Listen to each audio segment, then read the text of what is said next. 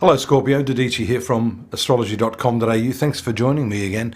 You're just close from really taking off in some direction that you've been planning.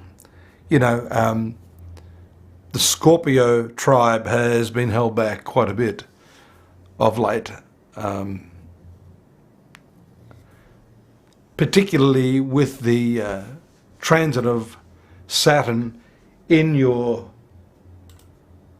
second house of finance. I'm just taking a look here. I'm just bringing up the chart here. You're going to have to endure that. I've told you that for a while, but you're really building up, and we can see, especially in the area of your work, with the Moon, which is your ninth ruler, and Mars now conjoining, especially on the first day of the month, in your sixth house.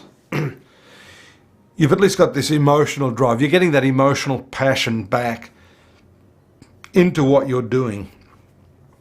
It gets pretty hard when you work and don't feel like you're getting anywhere, which is the case with many of you born under Scorpio.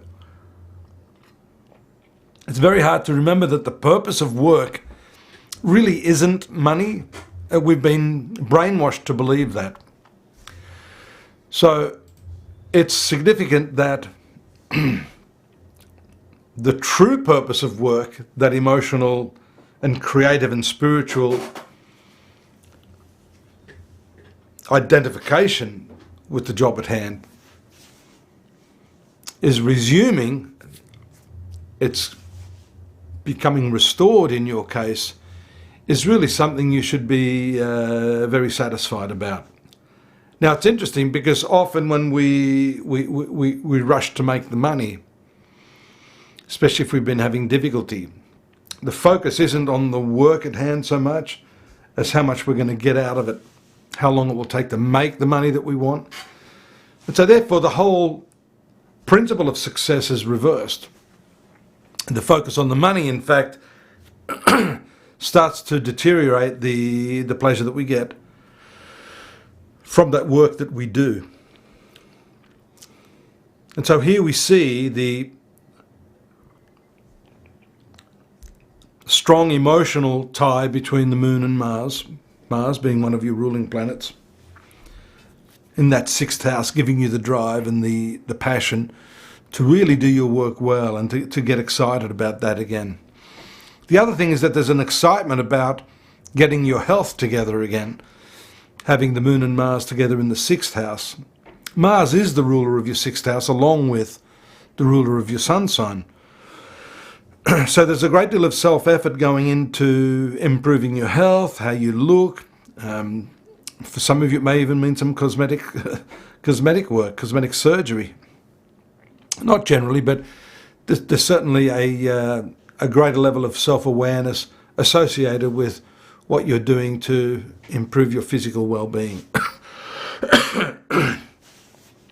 You've become a lot more conscious also of the way your communication is impacting others. You've had that recent conjunction of Mercury with Pluto in your third house of communications. There's been there is right now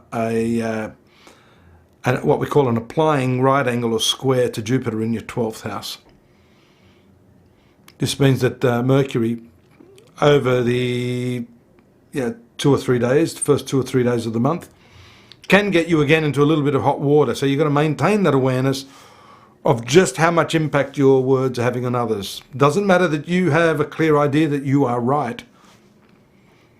Especially when it comes to negotiation, you have to have a clearer idea of how the way you present what is right may be impacting upon others. How is that impacting upon others is the question. So yes, on one level you're aware that you have all your facts and your figures and what you're presenting is correct. But sometimes people don't like to be shown up.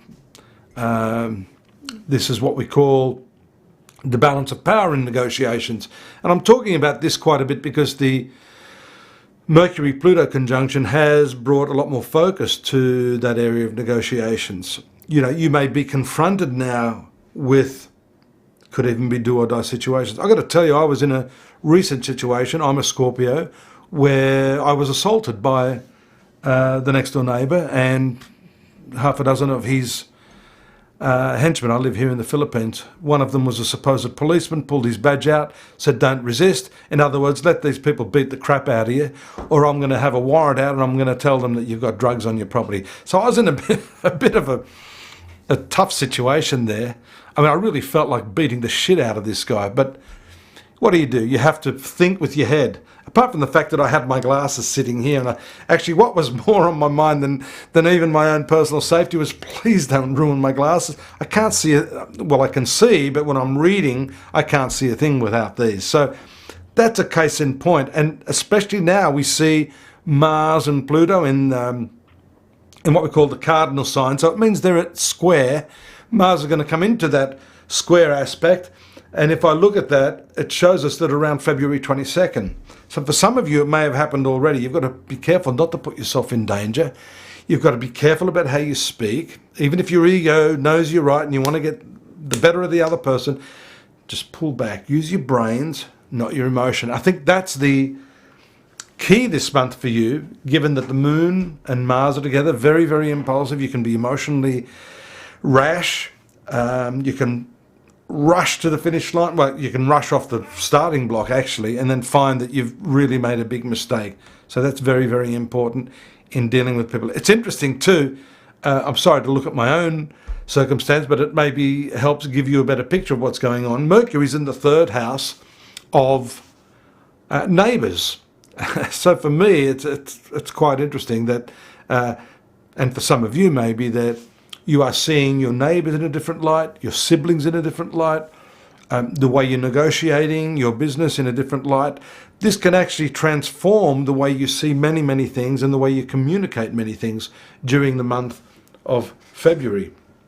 Venus, which is your planet of marriage and relationships, along with Neptune and Jupiter, but Venus moves to the 6th house on the 4th of February, and this indicates a tie-in with your romantic life and service or work. So you could be working with your partner a lot more closely during this next month or so. And because this 6th house is the house of health and sickness, there may be some problems with your partner's health. We mentioned your own health and vitality, so this could be a tie-in with, getting your act together and then drawing your partner in to maybe help them also get on the path of well-being. So this is all excellent. Later in the month, I don't want to labour this too much. Later in the month, we see the full moon taking place in the sign of Pisces. The new moon. My apologies. On the 27th, which is in the 5th house. The 5th house, interestingly, has the South Node or the past karma point there. So this could indicate some reconnection with lovers or creative people from your past during this very last part of the month. And that should be inspiring, to say the least. I've got this contextually for you if you want to have a look at it as the year of 2017. If you want to see where this sits in terms of where you're going in the bigger picture, do take a look at what I've written there. On astrology.com.au. That's in our horoscopes forecast section. And don't forget too, you can look at the daily readings there that will give you a bit more of the nuances that are happening day by day. I do look forward to your company again next month. Thanks for joining me. Take care now. Bye-bye.